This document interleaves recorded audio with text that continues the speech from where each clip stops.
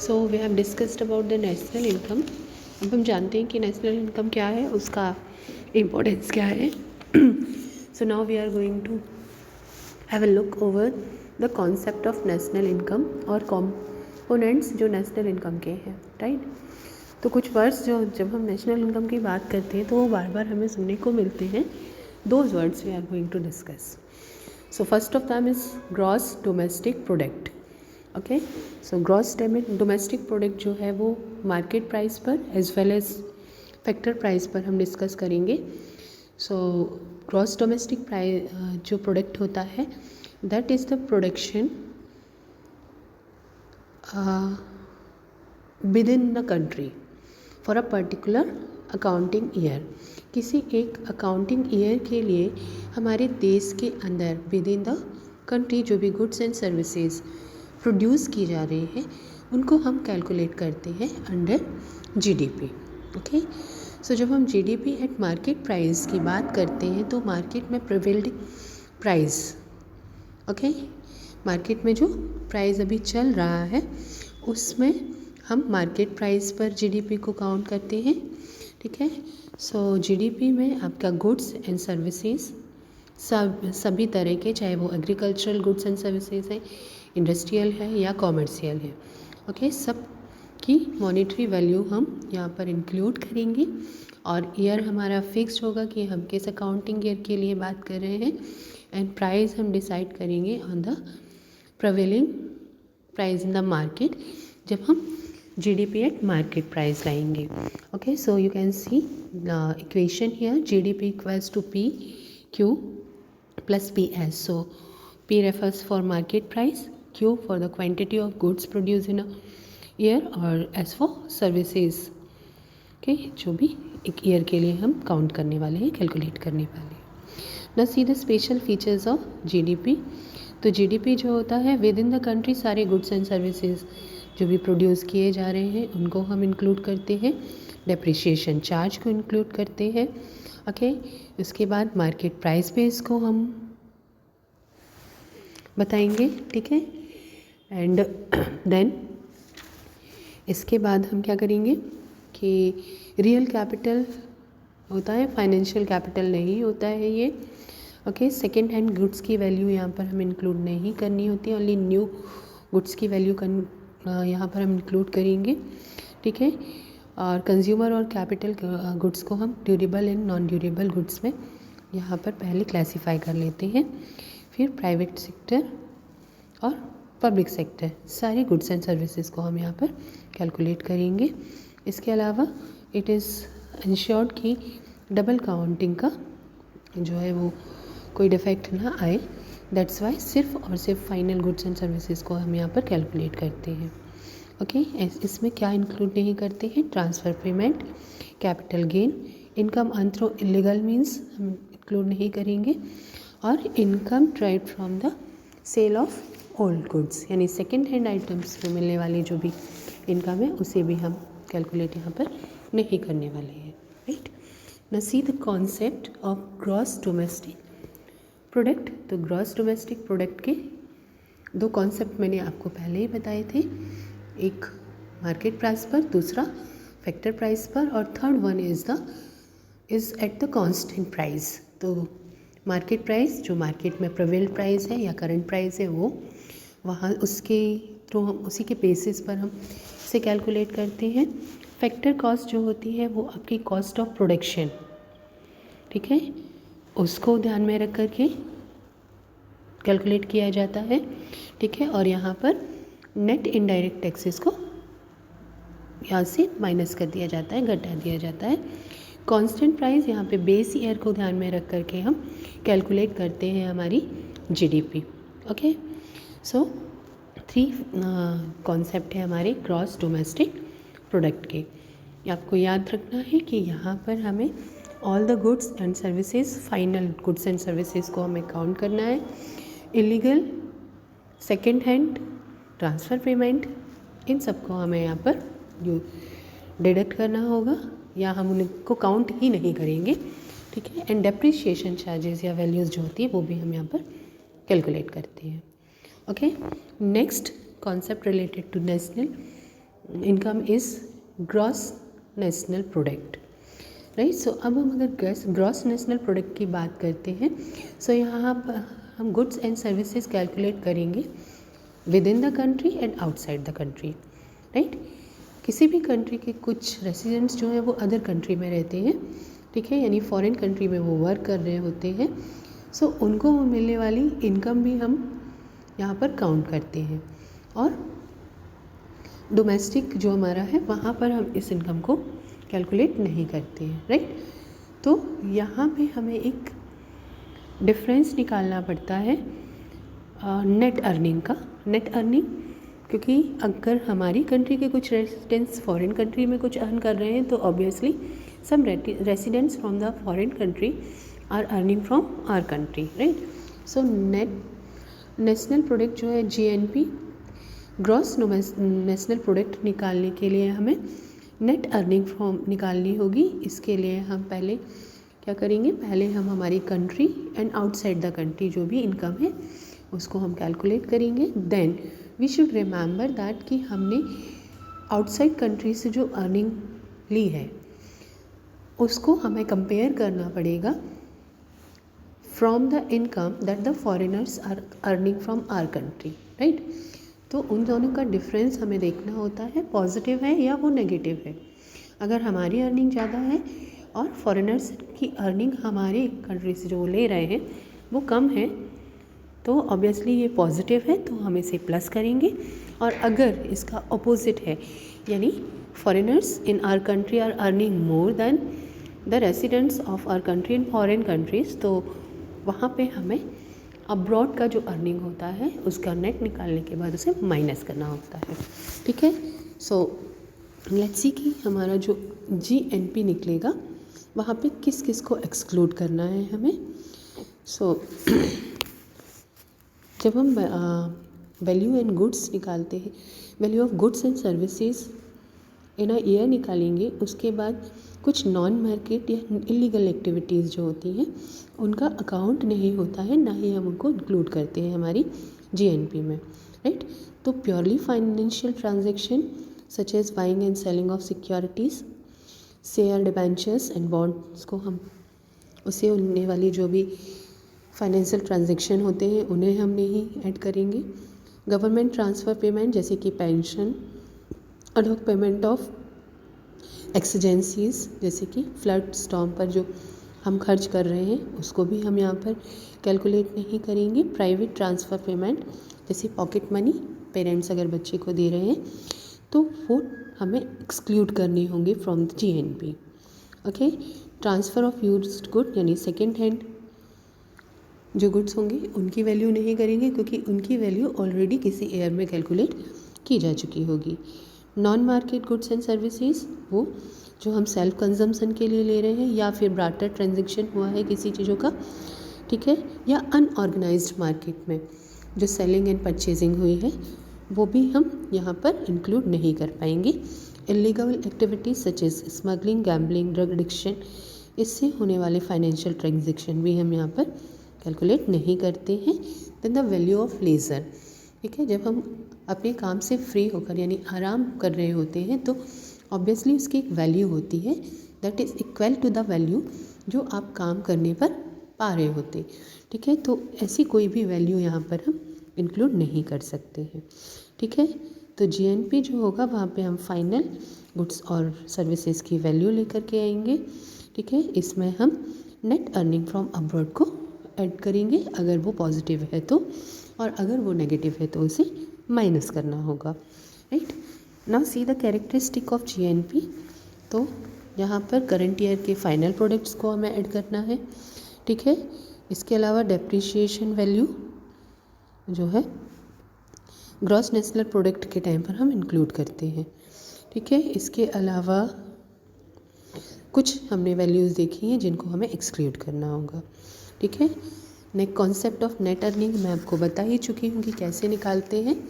Abroad से earning and abroad को दी जाने वाली पेमेंट, उन दोनों के बीच का डिफरेंस हम निकालेंगे।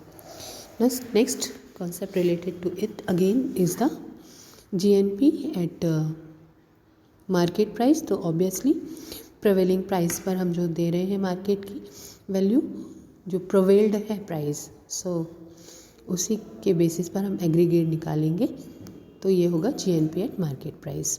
ओके, नाउ फैक्टर प्राइस, जहाँ पर total earning received by various factors of production, जिनका टर्म होगा वेजेस में, रेंट में, इंटरेस्ट में, इन सबको हमें कैलकुलेट करना है, राइट।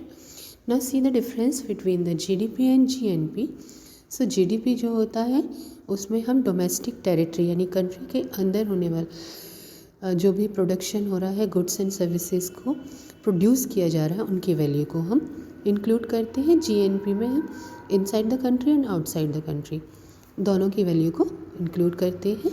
ओके, जीडीपी में हम एक्सक्लूड करते हैं net factor earning from abroad, जबकि जीएनपी में हम उसे इंक्लूड करते हैं। ओके, जीडीपी डोमेस्टिक टेरिटरी से रिलेटेड है और जीएनपी वर्ल्ड वाइड, यानी वर्ल्ड के किसी भी पार्ट में आप अर्न कर रहे हैं तो उसे हमें यहाँ पर इंक्लूड करना होगा। ओके, तो GDP equals to GNP minus NEFT. NEFT refers to the earning from foreign countries और अब्रॉड, ठीक है। और जीएनपी में हम क्या करते हैं, जीडीपी के साथ साथ उसे ऐड कर लेते हैं। Next concept is net domestic product. Okay, so whenever we talk of domestic तो हम कंट्री के इनसाइड की बात करते हैं, ठीक है, और नेशनल की बात करते हैं तो हम कंट्री एज वेल एज हमें अब्रॉड से अगर कोई अर्निंग है तो उसे भी काउंट करते हैं। Now see the net domestic product. तो नेट डोमेस्टिक प्रोडक्ट को जब हम कैलकुलेट करते हैं तो we think of wear and tear, depreciation, repair जैसी चीज़ें जो हैं वो हम वहाँ पर डिस्कस करते हैं, राइट। तो जो भी मशीनरी एंड अदर इक्विपमेंट और भी किसी चीज़ में जो भी वेयर एंड टियर होते हैं उन्हें हम डेप्रिसिएशन को के नाम से जानते हैं, ठीक है। तो when we calculate net domestic product, depreciation should be deducted. यहाँ पर हम डेप्रिसिएशन को डिडक्ट यहाँ कर देंगे, ठीक है। This the formula is NDP equals to GDP minus depreciation. NDP is the net domestic product, GDP is the gross domestic product. Okay, और यहाँ से हमने डेप्रिसिएशन मीन्स डी को हटा दिया। ओके, और ये भी market as well as factor price पर होगा। तो मार्केट प्राइस आप जानते हैं, मार्केट में प्रिवेलिंग जो भी प्राइस है उसकी बात हम करते हैं, और फैक्टर कॉस्ट जो होती है वो प्रोडक्शन के जो भी फैक्टर की अर्निंग है in form of wages, rent, interest, profit, उनको हम यहाँ पर कैलकुलेट करते हैं, right. Now see the difference between NDP at market price and NDP at factor price. So NDP at market price means the value of goods and services produced during the year at the market price, यानी prevailing price पर, ठीक है। और NDP at factor price ये total sum होता है उस earning का जो कि फैक्टर ऑफ प्रोडक्शन को मिली है in form of wages, rent, interest and profit. You must remember that कि same thing is repeated again and again. तो अगर आप एक बार उसे ध्यान से स्टडी कर लेते हैं तो it will be easier for you to understand it, right.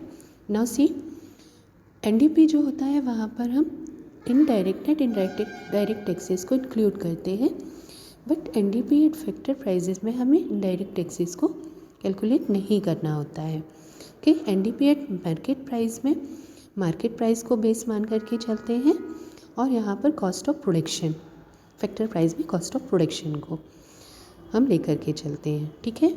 So obviously net indirect taxes हमारे एनडीपी में ऐड किए जाएंगे मार्केट प्राइस पर, और एनडीपी एट फैक्टर प्राइजेस उनको हम माइनस करेंगे, ठीक है। एंड एनडीपी जो है that does not calculate subsidies granted by government, right, but NDP at factor price में हम टैक्सेस की जगह पर सब्सिडीज़ को काउंट करेंगे, right. The fourth concept that we are going to know about is the net national product. तो net national product refers to the value of the net output of the economy during an year. तो हम यहाँ बात करेंगे net output की, okay। तो NNP is obtained by deducting the value of depreciation of capital assets।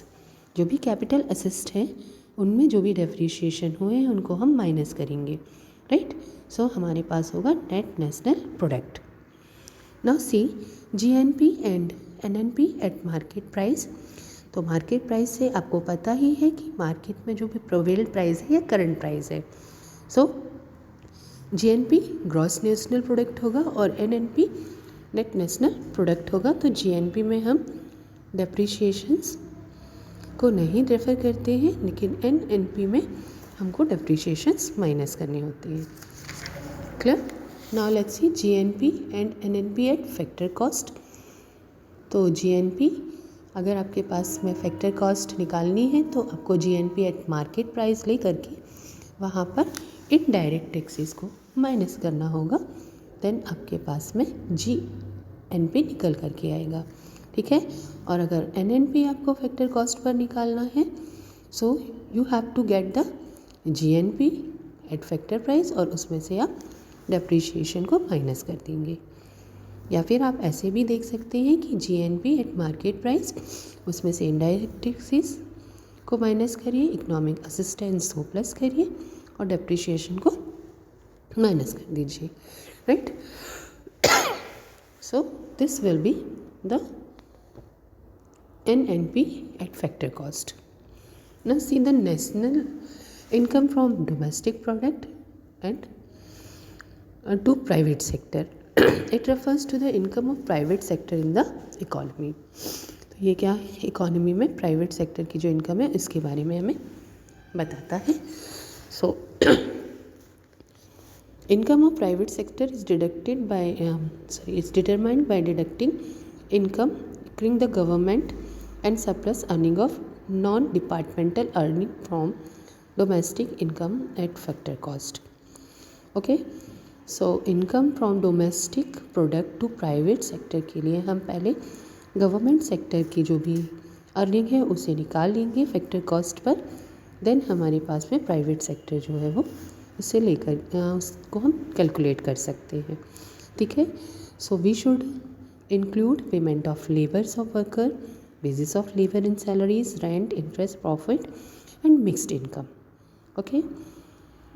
तो यहाँ पर हम गवर्नमेंट की इनकम और surplus of non departmental undertaking को माइनस कर देंगे, बाकी जो भी बचेगा वो हमारा प्राइवेट सेक्टर की अर्निंग होगी। Next is income from domestic product accruing to public sector. So obviously public sector is refer to the government sector. ठीक है। तो पब्लिक सेक्टर के अंदर वो सारी यूनिट्स आती हैं जो गवर्नमेंट ओन्ड होती हैं, यानी जो गवर्नमेंट की ओनरशिप में है। ओके। तो पब्लिक सेक्टर में हम इंक्लूड करेंगे all departments of government. Okay. So यहाँ पर जितनी भी गवर्नमेंट की इनकम है प्रोडक्टिव प्रोसेस के थ्रू, वो सारी की सारी पब्लिक सेक्टर की इनकम के अंदर हम काउंट करेंगे। The next concept is private income. So private income refers to the income of individuals of the country, right? तो हम इंडिविजुअल इनकम की बात करेंगे तो उसे कहेंगे प्राइवेट इनकम। तो प्राइवेट इनकम को कैलकुलेट करने के लिए आपको NDP at factor cost plus transfer payment, net factor income from abroad and interest on national debt, इन सबको प्लस करना होगा। इसमें से इनकम ऑफ द गवर्नमेंट को और surplus of non departmental undertaking को माइनस करना होगा। ठीक है। सो दोज जो भी हमारा रिजल्ट होगा that will be the private income. Okay. Now see the difference between national income and private income. तो नेशनल इनकम जो है उसमें पब्लिक एंड प्राइवेट सेक्टर दोनों को हम इंक्लूड करते हैं, जबकि प्राइवेट इनकम में ओनली प्राइवेट सेक्टर की इनकम को इंक्लूड किया जाता है। ओके। नेशनल इनकम को हम नेशनल इनकम में कैलकुलेट करते हैं और वो इंक्लूड नहीं होगी क्योंकि वो तो एक होल है, राइट। और आपका जो प्राइवेट इनकम है it includes both factor income and transfer income. Now national income is not a part of national income. ठीक है। और private income it is a part of private income. National income is the income of residents of India. ठीक है। और private income जो है वो privately persons जो अर्न कर रहे हैं, यानी इंडिविजुअली जो अर्न कर रहे हैं, वो आपकी क्या कहलाएगी, प्राइवेट इनकम कहलाएगी। ठीक, नाउ प्राइवेट सेक्टर और प्राइवेट इनकम। तो प्राइवेट सेक्टर से मतलब all the factors of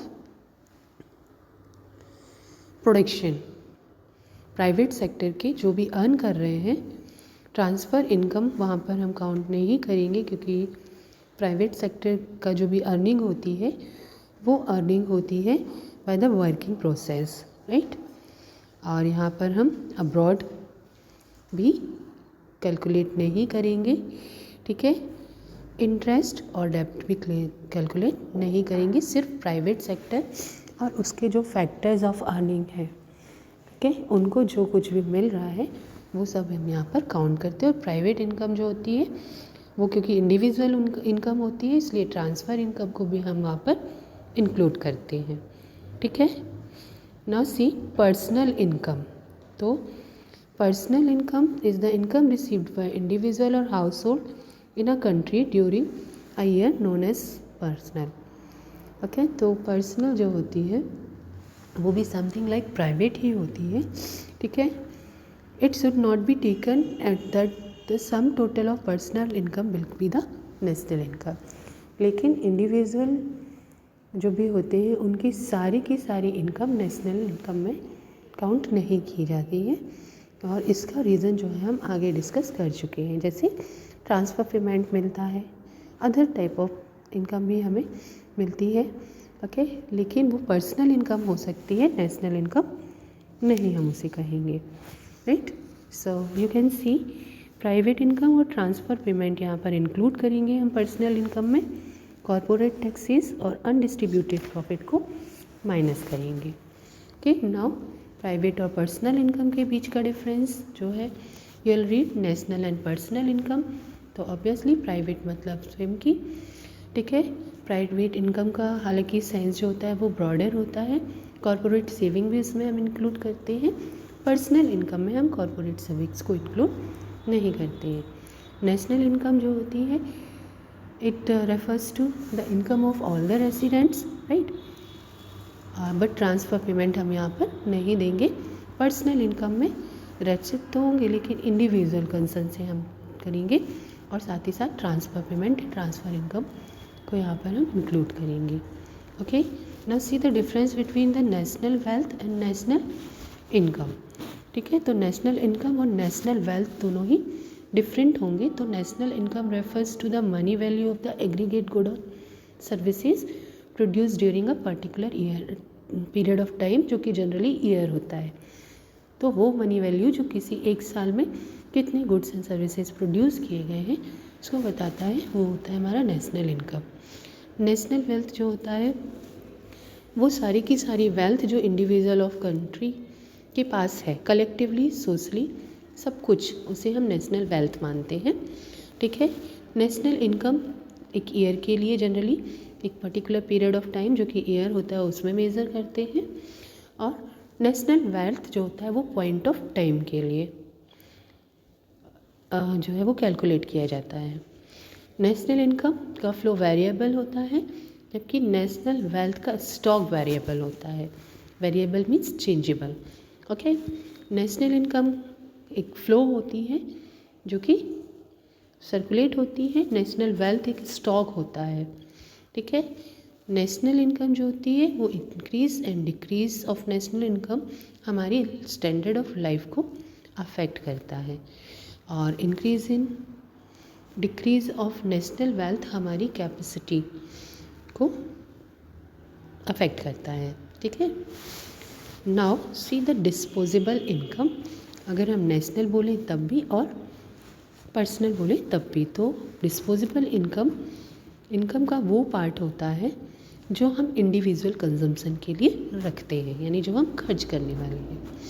all the personal income जो होती है वो हो सकता है हमारी सारी की सारी इनकम हमारे लिए हमारी नीड को सेटिस्फाई करने के लिए अवेलेबल ना हो, राइट, क्योंकि हमें कुछ टैक्सेस पे करने होते हैं, such as income tax, wealth tax, state duty and other. तो हमारी इनकम डिस्पोजेबल इनकम जो होती है वो हमारी रियल इनकम से डिफरेंट होती है, राइट। तो पर्सनल डिस्पोजेबल इनकम जो होती है पर्सनल इनकम होगी, बट इसमें से हम फीस फाइन या जो हमारी ऑर्डिनरी एवरी टाइम लगने वाली चीज़ें होती हैं वो, प्लस इनडायरेक्ट टैक्सेस को हमें वहाँ से माइनस करना होता है। नेशनल डिस्पोजेबल इनकम जो होती है वो अमाउंट होती है हमारी कंट्री या इकोनॉमी के पास में, जो कि हम डिस्पोजल करने वाले हैं या खर्च करने वाले हैं, राइट। तो national disposable income is the sum of net indirect taxes, net domestic product at factor cost plus net factor income from abroad, right, plus net current from the abroad which is available for spending. जो भी हम खर्च कर सकते हैं वो हमारी national disposable income होगी, राइट। ना सी per capita income. Per capita income एक एवरेज इनकम होती है किसी कंट्री के एक रेसिडेंट की, ओके। तो इनकम पर हेड ऑफ द पॉपुलेशन, जो पॉपुलेशन है उसमें पर हेड इनकम जो है कैसे निकालेंगे, तो it is obtained by dividing national income of a country by its population.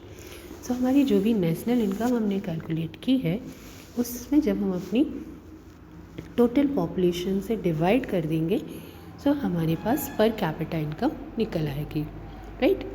तो नेशनल इनकम और पर कैपिटा इनकम एक दूसरे पर डिपेंडेंट होते हैं, okay. Now C national income and पर कैपिटा इनकम के बीच का डिफरेंस एक्चुअली क्या होता है। तो नेशनल इनकम मतलब total value of services and goods जो किसी पर्टिकुलर ईयर में हम इकोनॉमिक एक्टिविटीज़ के थ्रू प्रोवाइड कर रहे हैं, ओके। और पर कैपिटा इनकम जो होती है that is the income from various sources of a person, और हम इसे एग्रीगेट में देते हैं क्योंकि हम पूरी कंट्री की इनकम को पूरी कंट्री की पॉपुलेशन से डिवाइड कर रहे होते हैं, ठीक है।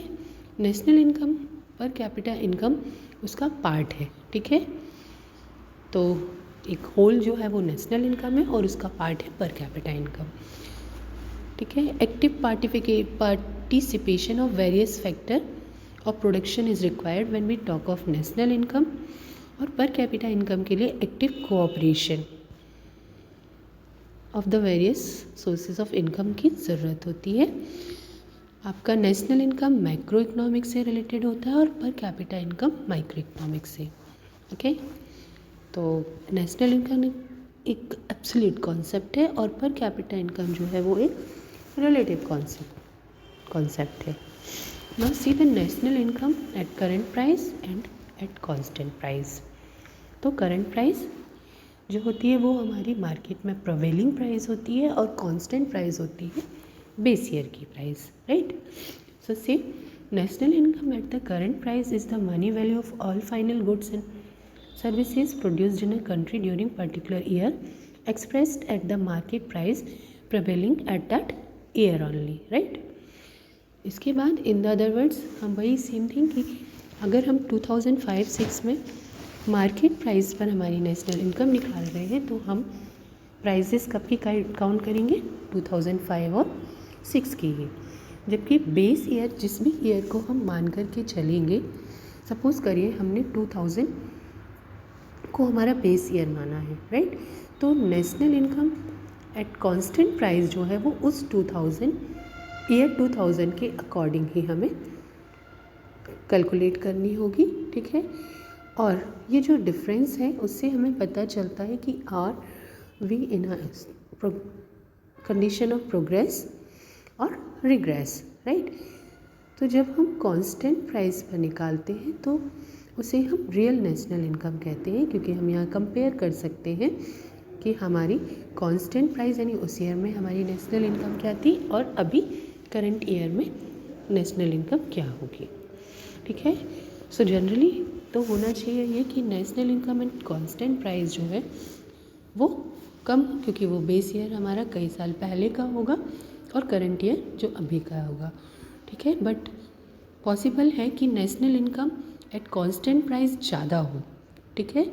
और उसका रीज़न क्या होगा, when current price index is low, ठीक है। बेस ईयर के कंपैरिजन में अगर हमारा करंट प्राइस इंडेक्स कम है तो ऐसा पॉसिबल है या फिर करंट आउटपुट जो है वो हमारे बेस ईयर के आउटपुट से कम है, तब भी पॉसिबल है कि हमारी national income at constant price जो है वो ज़्यादा हो और national income at current price कम हो। ठीक है, so these were all the concept those are related to national income. Okay, and probably you must have got those concepts. Until if you have any doubt, any question, you can call me. Okay, so this is all for today. Have a nice day. Goodbye.